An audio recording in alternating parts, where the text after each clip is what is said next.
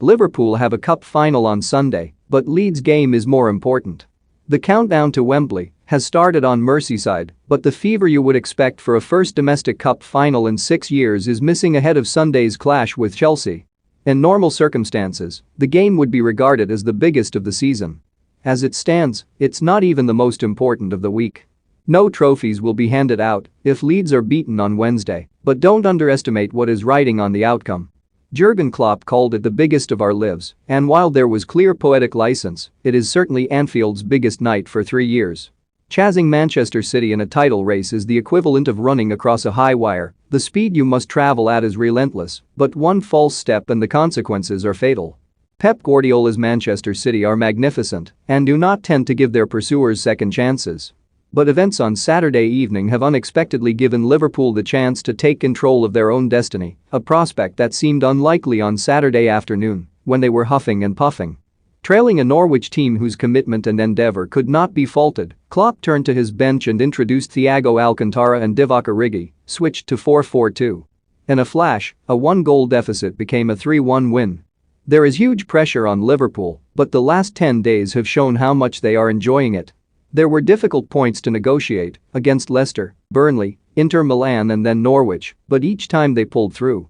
It is easy to highlight the extraordinary feats of Mo Salah, who has reached 150 club goals a fraction slower, 233 games, than Roger Hunt, 226, achieved the feat. He will soon be ahead of Michael Owen, 158, in the all-time list. I remember the Chelsea goal he scored in April 2019 when he comes inside and thunderbolt in the corner, said Klopp. I remember a few of the dribbles he scored this season, one City, one Watford.